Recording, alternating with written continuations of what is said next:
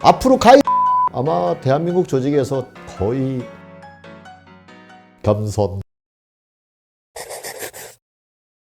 크가 조직이나 리더나 개인 간의 갈등을 해결하는 방법에 대해서 9가지 개입 방법에 대해서 이야기하신 걸 봤어요. 폭력, 폭언, 강요, 지시, 설교, 설득, 설명, 대화, 위임 이렇게 있었는데 네. 크가 생각하시기에 현재 대한민국 조직에서 가장 많이 사용되는 방법은 무엇이라고 생각하시나요? 강요는 많이 벗어난 셈이고요.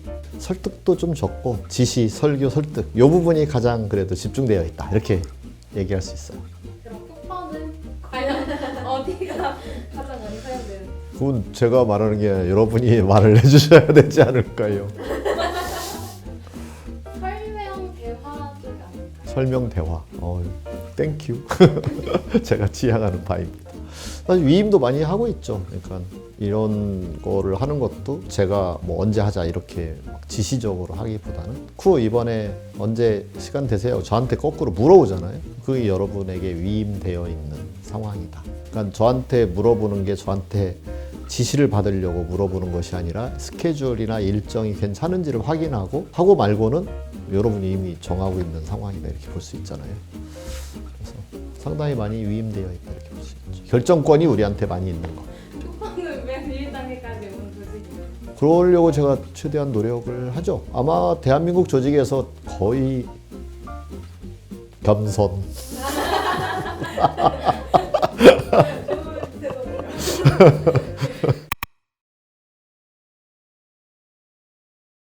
그건 너무나 많이 상황에 따라 달려 있어요. 지금 막 전투를 하고 있다. 그러면 뭐 폭언도 해야 되죠. 앞으로 가이 막 이럴 수도 있잖아요. 그죠? 네. 너 폭언도 하네. 그럴 수 있는 거고. 근데 그런 상황에서는 이제 그렇게 해야 맞는 거죠. 예를 들어서 막 조폭들이 막 집단으로 격투를 벌이고 있다. 그럼 거기서 뭐 좋은 말로 이렇게 하기가 어려울 수 있잖아요. 근데 그 상황에서마저도 예를 들면 현장에서 막 싸우고 주먹을 던지고 있는 건 너 주먹 이번에는 올려서 쳐, 이번에는 내려서 쳐, 이번에는 왼손으로 쳐 이렇게 다 지시하고 있진 않잖아요. 위임되어 있잖아요. 어떻게 보면 현장에 그렇게 볼 수 있어요. 그 상황에서도. 근데 큰 틀에서는 약간 아주 강한 폭언을 할 수도 있다. 네, 그렇게 볼 수 있으니까 거기에 있는 9가지의 개입 방법은 모두 다 상황에 따라서 필요한 것이긴 하다. 그러면 상황이 어떻게 달라지고 있는지를 보는 게 되게 중요하잖아요. 그래서 옛날에는 강압적이고 지시하고 강요해도 되는 상황에 있었어요. 과거의 리더는 권력자였고 권력을 행사하면 구성원들이 잘 따르는 상황이었다. 구성원들이 배고팠다. 그러니까 먹고 살려면 윗사람의 말을 잘 들어서 그대로 따라서 했을 때 나에게 오히려 혜택이 되더라. 안 잘리더라. 이런 상황이었어요. 지금은 어디 그런가요? 그런 상황이 아니죠. 그렇게 했다가는 다들 이직한다라고 해서 다 이제 책상에서 다 이제 이력서 쓰고 있겠죠. 그러니까 그 방법은 이제 먹히지 않는 상황이에요. 그러면 지금 상황은 어떤 상황이냐? 구성원이 똑똑해진 상황이다. 똑똑해졌기 때문에 자기의 권한으로 뭔가를 시도해보고 싶은 열망이 존재한다. 네. 그 다음에 먹고 살만해졌다. 그러니까 여기 잘려도 다른 데 가서 먹고 사는데 별로 문제가 없다. 그러니까 이제 더 이상 그런 강압, 강요, 권력 이런 것으로 리더십을 발휘하는 그런 개입 방식은 잘 안 먹힌다. 떠나버린다. 그러니까 질문하고 대화하고 알아서 하세요라고 위임의 폭을 더 넓혀주고 이러한 것들이 더 필요한 시대가 되었다. 이렇게 얘기할 수 있죠. 맞습니다. 구성원의 특징도 변화됐고요. 또 하나가 뭐가 있냐면 환경이 또 구성원들에게 그런 걸 요구하고 있기도 해요. 그러니까 조직 전체도 마찬가지고 환경이 막 계속 바뀌잖아요.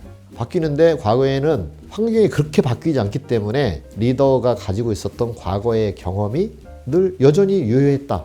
더 많은 것을 알고 있을 가능성이 높았다. 농사 지을 때는 농사 짓는 환경이 크게 다르지 않잖아요. 노인이 될수록 농사에 관한 지식이 많다. 근데 지금과 같은 이 IT, AI 시대에 노인들이 지금 젊은이보다 더 지식이 많다라고 할 수 있느냐? 회사에서도 마찬가지. 시니어로 갈수록 더 지식이 많다라고 볼 수 있느냐? 그렇지 않을 수 있다.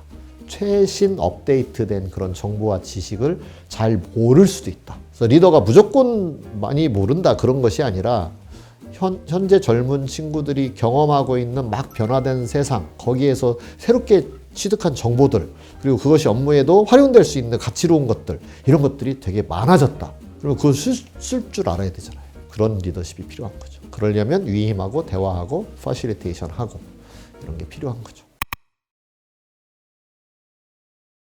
그게 제가 거기에다가 두 글자로 하느라고 위임이라고만 써놔서 위임이 전부가 아닌데 왜 이래 이럴 수 있는 오해의 소지가 있어요. 근데 그 위임에는 반드시 소위 이네이블링이라고 해서 내 마음대로 하고 내버려 두거나 내팽겨치는 것이 아니라 그 일을 즐겁게 잘할 수 있도록 해주는 뭔가가 필요해요.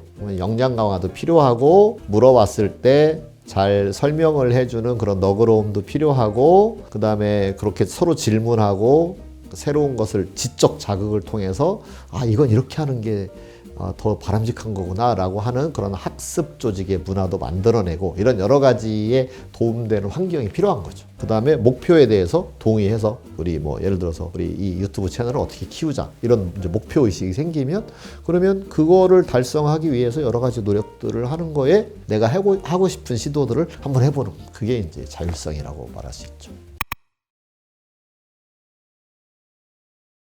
그게 퍼실리테이션이죠. 그 방법이 꺼내놓고 정리해보고 그 다음에 깊이 더 토론하고 그리고 최종 무엇을 하면 좋겠는지를 함께 판단하게 하는 과정, 그 과정을 쭉 이루어내는 것을 퍼실리테이션이라고 하는 거잖아요. 진정한 합의를 이루어지게 할 수 있는 사람은 퍼실리테이터의 역량에 크게 달려있다 라고 하는 거고, 특히 어떤 사안은 그게 어려운 것일 수도 있어요. 예를 들어서 통일을 해야 되느냐 말아야 되느냐에 진정한 전 국민의 합의를 이루어낸다? 불가능합니다.